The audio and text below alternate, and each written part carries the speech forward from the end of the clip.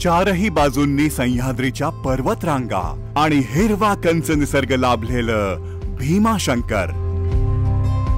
साधारण पर्यटकांना येथील ज्योतिर्लिंग आणि अभयारण्य एवढंच माहितीये, पण भीमाशंकर इथपर्यंतच मर्यादित नाही.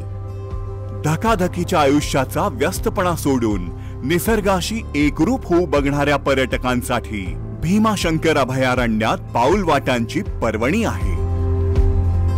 भीमाशंकरचा अनुभव घ्यावयाचा झाल्यास जवळचं मोठं शहर म्हणजे पुणे. आपण रेल्वे अथवा विमानाने पुण्याला येऊ शकता आणि पुण्याहून बसने अथवा स्वतःच्या वाहनाने अवघ्या 3.5 तासात भीमाशंकरला येऊ शकता.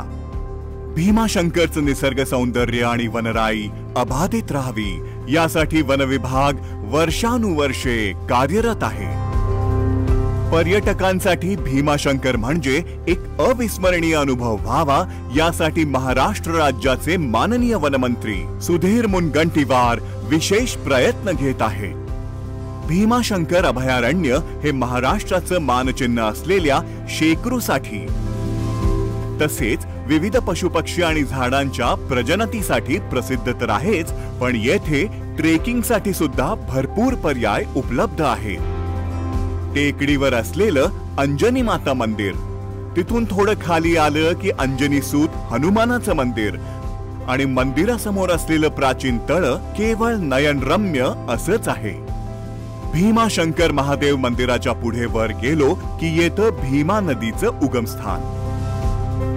नदीच्या प्रवाहाचा जरा 2 किलोमीटर पाठलाग केला की आपण गुप्त भीमाशंकर पर्यंत पोहोचतो.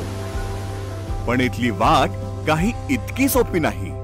घनदाट जंगल आणि कडेकपारीतून हा मार्ग जात असून शेवटी मनमोहक अशा धबधब्याखाली आपल्याला गुप्त भीमाशंकर बघावयास मिळतं. सध्या मंदिरात स्थित ज्योतिर्लिंग हे गुप्त भीमाशंकरहून स्थलांतरित करण्यात आलं आहे अशी आख्यायिका आहे.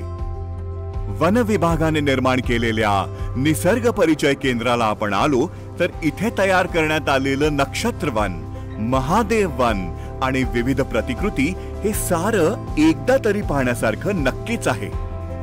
भीमाशंकर जवळ असलेलं आणखी एक निसर्गरम्य ठिकाण म्हणजे कोंढवळ. इथला धबधबा तर नक्कीच तुमचं मन मोहून घेईल.